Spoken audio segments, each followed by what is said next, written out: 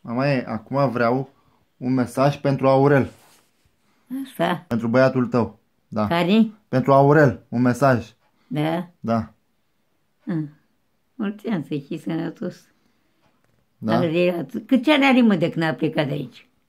Are mulți de când a plecat. Are mai mult de 10 ani? Cam așa. Ia zi, ți-e dor de el, de băiatul tău? A? Ți-e dor de băiatul tău? Păi cum să nu știi? Da? Ce-i transmiți? Mai gândi, mă, și tu, Aurele, pe aici, că ne dor de tine, mă, băiatule, mă. Mai te gândești tu pe la noi deloc. Te-ai răcit definitiv. Măcar la un an să zi, mă. Dar acum tu are atâția ani de zile n-ai venit deloc.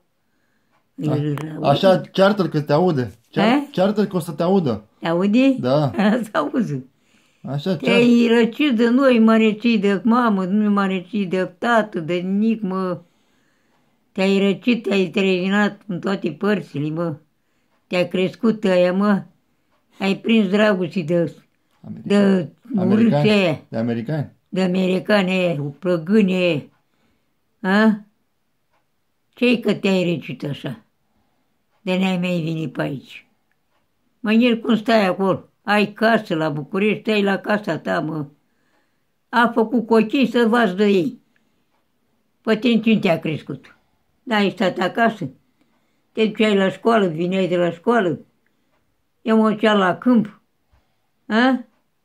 Ce ei n-are să-i lase acasă să ducă la școală? Că nu mai e micit ei. E mare. O să duc la școală. Le da să măsa cheia, să închidă în casă, intră de la treabă și le dă să mănânce ce vrea. Cine, până când să-i fie așa? Lui mama ce-i transmiți, lui mama? A? Lui nora ta ce-i transmiți? Cum? Lui mama ce-i transmiți? Ce să-i zici, măti? Nici nu mai ai să gândești la tine, la nimeric. S-a răcit de tine, nu zici că este băiatul tău. Să-ți fie rușine. Așa să zici. Uite, te aude. Lasă-ți auzi. Nu-i cine ia deloc la casa ei? S-a părăsit casa. A prins dragoste de americani, iar americanii ai dracului. Așa să auzi. Așa, mai bagă, zi acolo. Zi că te aude. Asta auzi. Zi că o să-i placă. Și poate o să vină în România. Așa. Dar ar dracii Ăsta ai dracul americani. cei americanilor. Așa, mamaie, A bagă prins acolo. dragoste de ei. Cine este asta? Nu este ea? Tu ești mamaie asta. A? Tu ești. Eu? Da, că te vezi în telefon și îi transmiți mamei și tatălui meu, da. Așa, Ninu. Să iei și tu la țară, bă, fată, bă. Ți-e dor de ea? Mi-e dor săraca dacă nu vine. Parcă zici că n-am mai văzut-o de când hău. Dacă ea n-a mai venit, s-a învățat acolo. Ai crescut cochii, ce a crescut cineva, fata de mult, s-a făcut mare ăștia. Lasă, să duce la școală, vine acasă. Lui nepotul tău ce-i transmis lui Lucian? Care nepot? Lui fratele meu. Lui Ardian? Lui Lucian.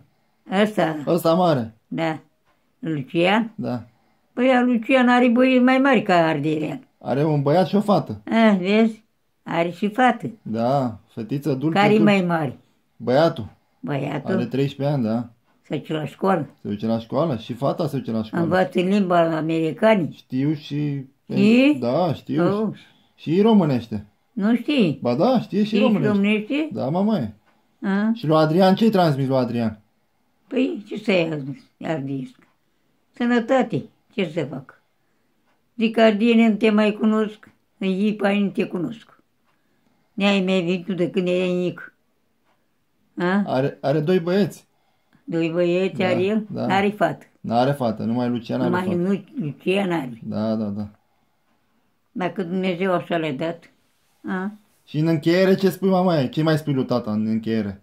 Cui? Lui Aurel ce mai spui în încheiere? Dă-l în colțul pe ăla, că mai ai doră și de nimeric. Așa, bagă acolo, S-a spune. răcit. Așa, ceartă-l că nu e frumos. Să iei acasă.